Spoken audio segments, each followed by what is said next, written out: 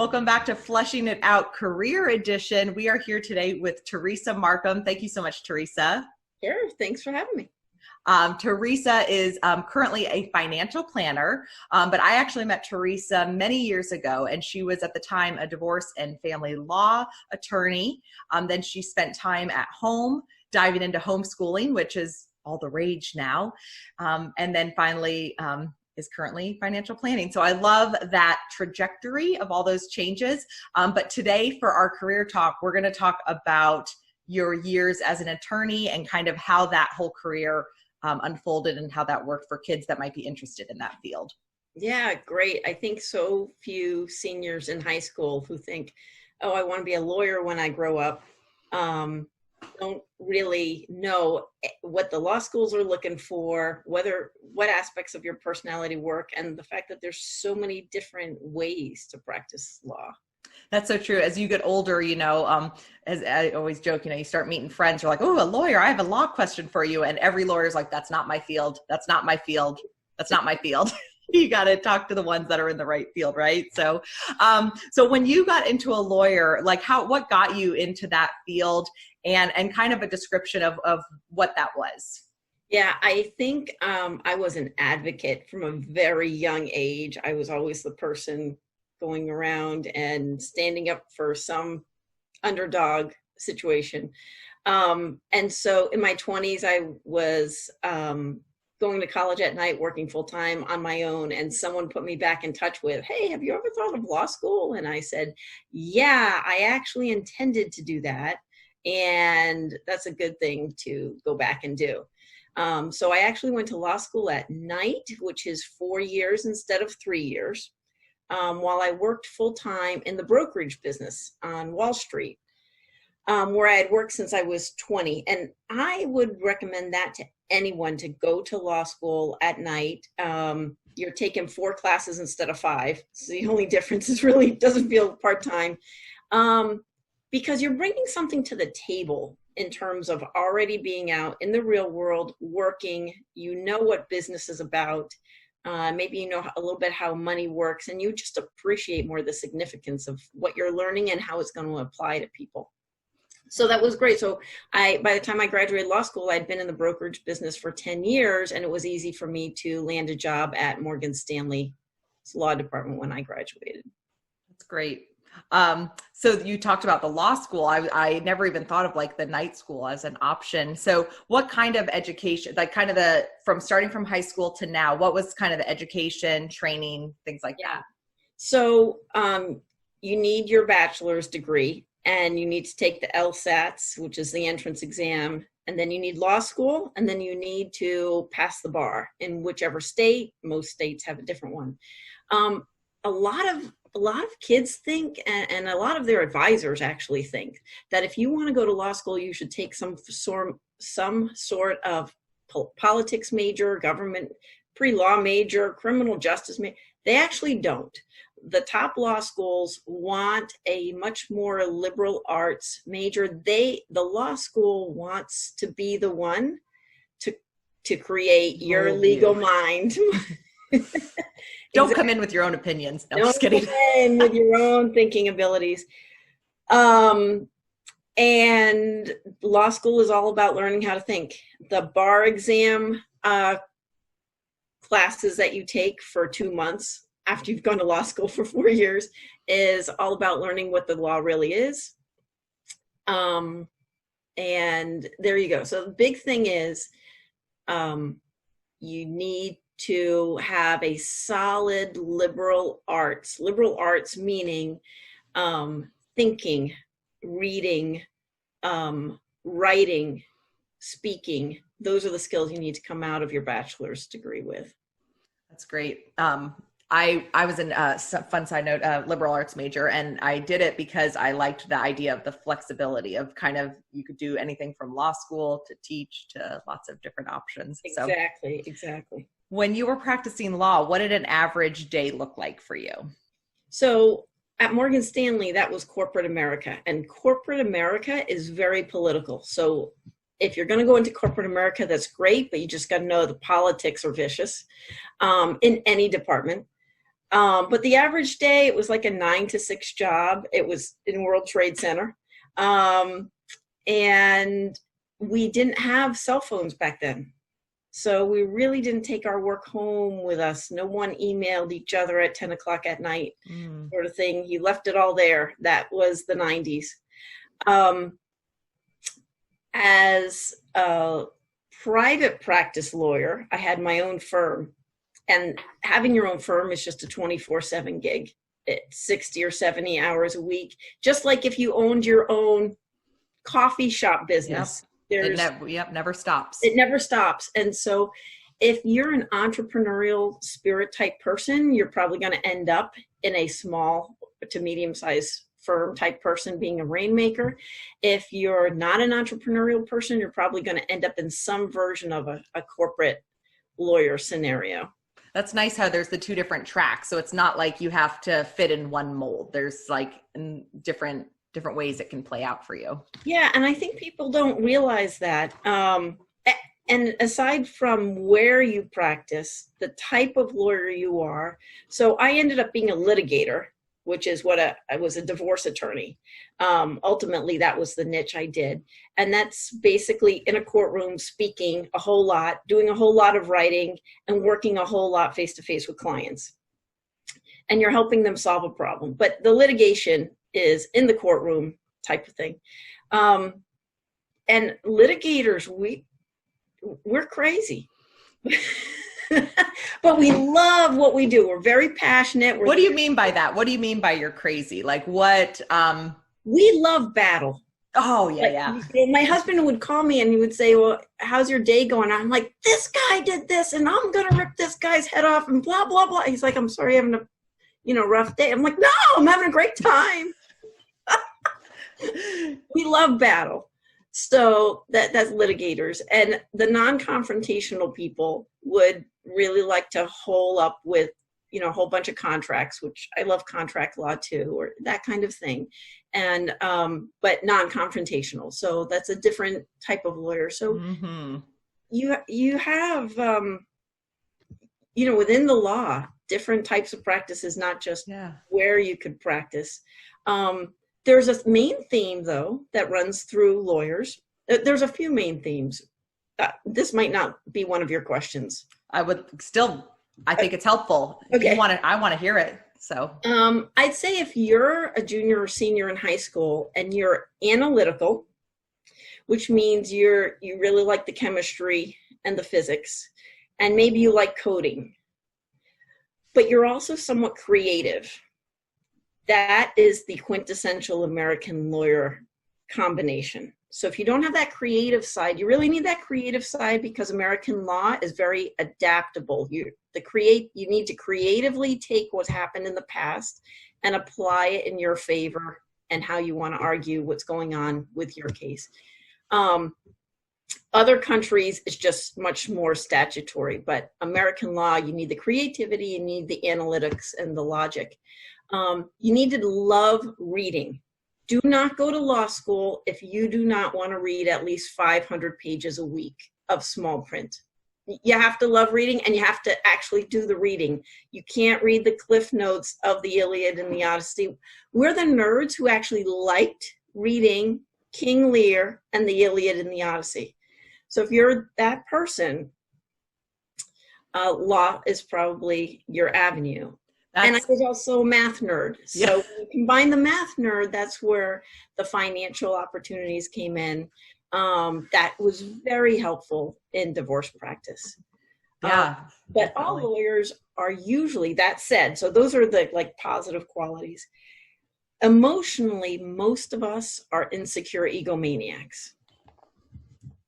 And tell me more about that. Yeah, most people don't realize how insecure lawyers are. We are very insecure, I think, about being accepted.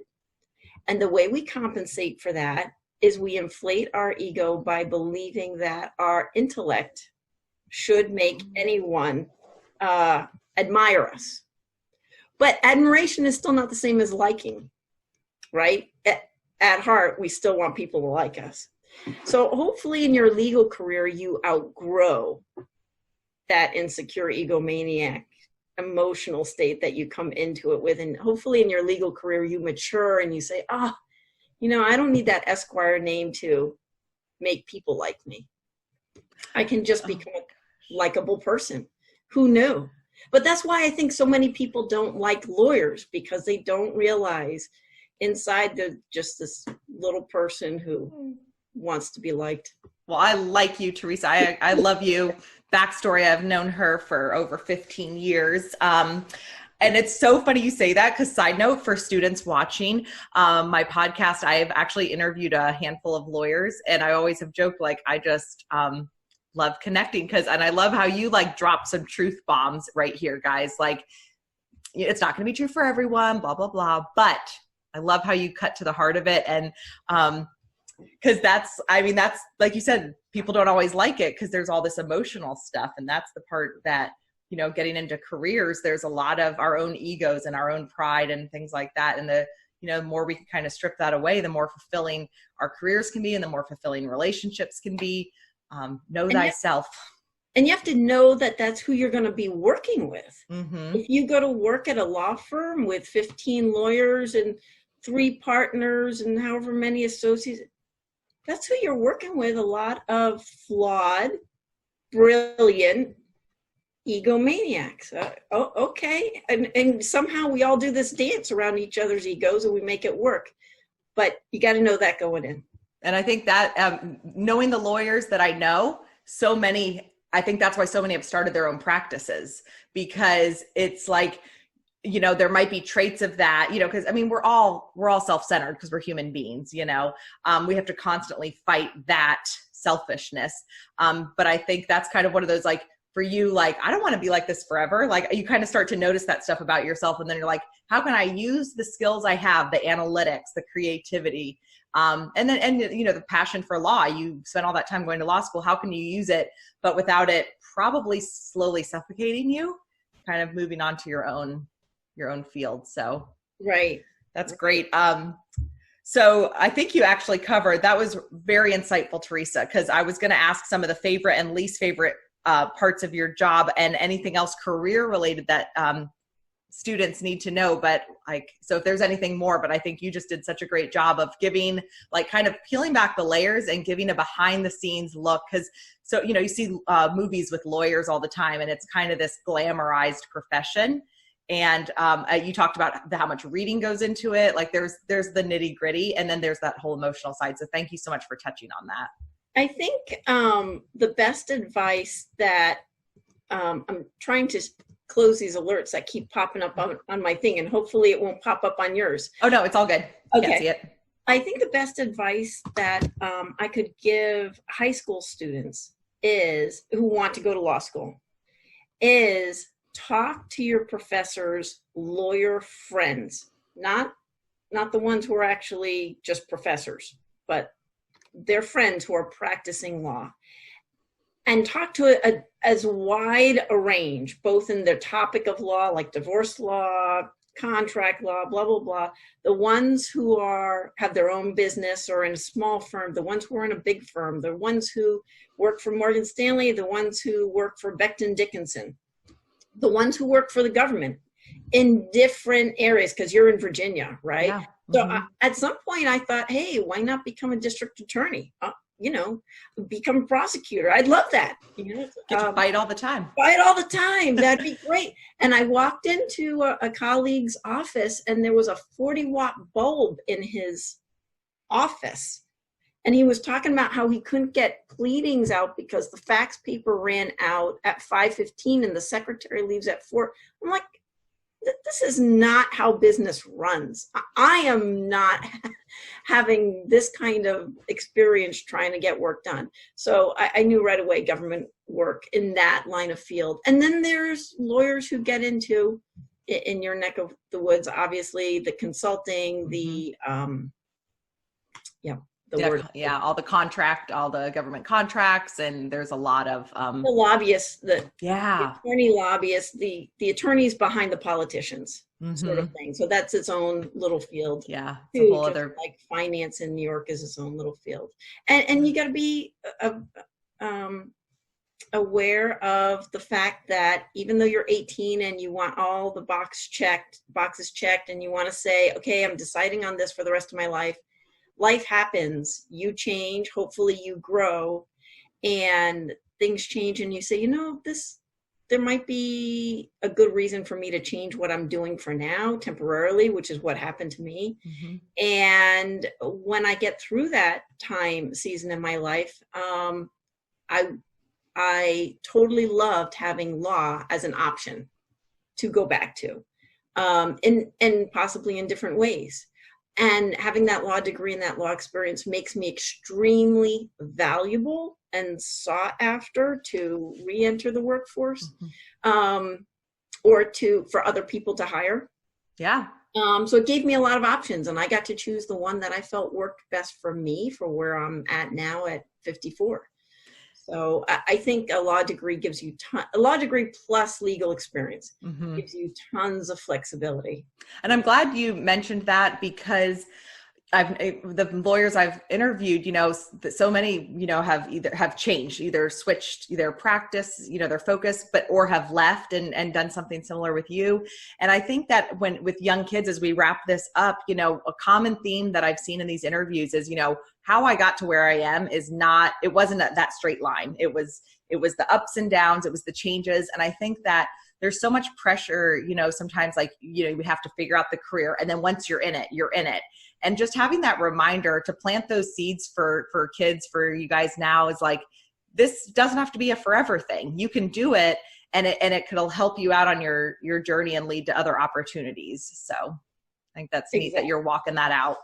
Exactly. But if you do think you're going to do it, you definitely need to be able to read well and a lot, write well, and speak well. And then law school will teach you how to think critically, even more critically than you think you already think. Yes, exactly. All the time, about everything. Yep. It never shuts off. Well, Theresa, thank you so much for wrapping up our part one. We're going to come back for part two in a little bit, but I appreciate all your insight on the whole legal world. And it's definitely, you definitely gave a great unexpected view, and a definitely behind the scenes view, because I think it's a great field for people to go into it, especially for young people. But it's one of those careers that I think when you go into it with open eyes, you'll have a much better experience. Yes. Thanks for having me.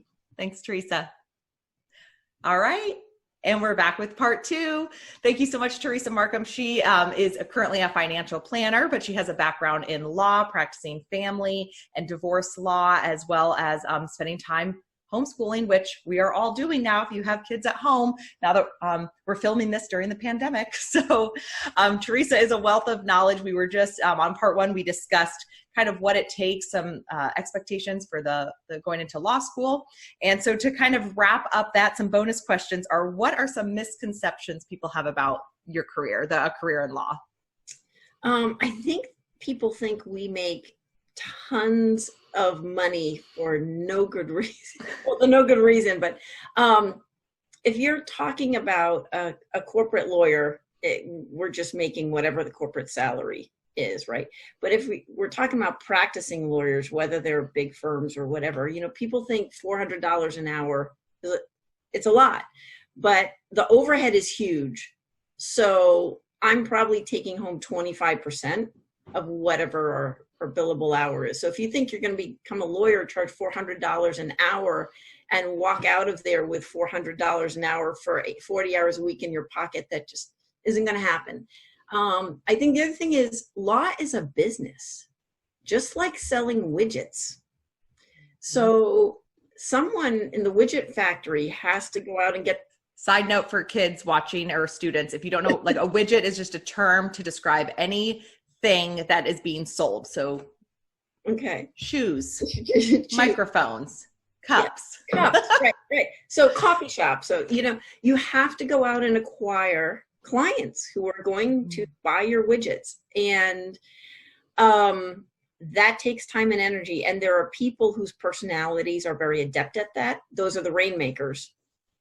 They will always make more than the other lawyers, even if the other lawyers, and even though usually the other lawyers have a lot more IQ points. because it's a business, and the IQ points are meaningless if you don't have revenue. Yep. So go into it understanding that regardless of where you work, there's a business model going on. There's a financial goal objective going on. And if you can contribute to that, you're going to be more valuable. And your IQ points don't define you, which you'll figure out the hard way at some point as a lawyer. Yeah. Oh, that's great. It's really about the benefit that you're bringing to your client. And that's something true in all of life. You know, what are we comparing? You know, it's just like with school, you know, every kid has different gifts and talents and whatnot. And so some kids may not excel at the traditional model of school, but then kill it in another field, you know, and just really excel. And that's why, you know, with trade schools and different, you know, career paths, I just think that kind of celebrating all of our differences is so important to remember, you know, so we're not trying to fit into a mold that, you know, maybe there's a better fit for us. It's true, but the ones who are going to be told you should go to law school, or the ones who are going to say, maybe I should consider law school, are the kids who have been told that they checked all the boxes right. They're the overachievers. They're the people who academics have come easily to. So they're the people who have been rewarded because of their IQ points. So they've been rewarded for their own intellectual performance. So we become disillusioned that we just should go through life thinking our intellectual performance is the goal. And no one sits you down and says, no, the goal is helping this client with this particular problem. And that requires more than IQ points. That's great insight. And, you know, somebody needs to tell a kid that when you transition out of academia, it's not about you. And it becomes about the client. Perfect. Oh my gosh. That's so funny. We interviewed an interior designer and he said the exact same thing. And you know, it's so funny how all these careers, this isn't just career advice, spoiler alert, children. You know, this is like that life advice. Like, it's not about you, you know, like in relationships, like it, you know, being others focused, empathy, things like that. But yes, you need to care about yourself and love yourself, all that stuff too, you guys. But, I just think that's so funny how it's like, yeah, it's not about your talents, you know, it's like it's what you can do, like how you can fit their need versus how they can fit your needs. So right. I think it'd be better if, you know, like when we were taking the SAT or something and they said, or you know, your English test on the Odyssey, they said, okay, write a really brilliant analysis of it. But we're going to use this for something. You're not just going to get an A for writing something brilliant. Or you're going to get the A, you're going to need to have this be helpful to somebody. That would give us a sense that we should get rewarded for something beyond ourselves. Yeah. Now I'm going to have to process that for a while because that's really good. So to wrap it up, what would say is the most rewarding part of your field? Because you drop some knowledge, you drop some truth about kind of the emotional journey it takes you on. But people like me love that because I love peeling back the layers. But what is that greatest reward for the field of law? Whether it was as a divorce attorney or in my current position as a financial advisor, it is the same. It is so rewarding to help someone transition through a very difficult, in divorce, through a very difficult time in their life and come out the other side, help them come out the other side better, not just intact, not just with the pieces glued together, but better and having acquired some wisdom in the process. My financial advisor clients, money is a continual process, right? We all touch money every day for so many reasons. So it's a life journey. But watching them grow and have epiphanies and start to understand things differently. Both sets of clients came in somewhat bruised and battered and defeated. And I hope that they end up growing and becoming more equipped, more skilled, more confident, more able And I love watching that transformation, and I'm honored, and I love being a part of it. That is the most rewarding thing, to be a part of someone's transformation. That's awesome. And I think I think that's a perfect way to wrap it up, because I think I'm a big believer in the more we work on ourselves, the more we can help others. And, kind of with the whole stuff you talked about with like what you learned through law, that as you are sharing with, young people, like you're going to go through this journey. Like, everyone's journey might be a little different, but this is kind of some general guidelines or something that you're going to go through. But it's better on the other side, going through that personal growth, going through, being kind of like being the best you, then you're able to be fulfilled in your career. So. Right. And have a fulfilling, meaningful life. And I think that's what we're all here to do in our own unique way, is have a meaningful life. Theresa, if people want to get in touch with you for your financial planning business, how can they get in touch with you, and who would be good clients, since you are in New Jersey, right? Right. I love working with people nearby, obviously. And I'm on Facebook, Theresa Markham, Financial Advisor.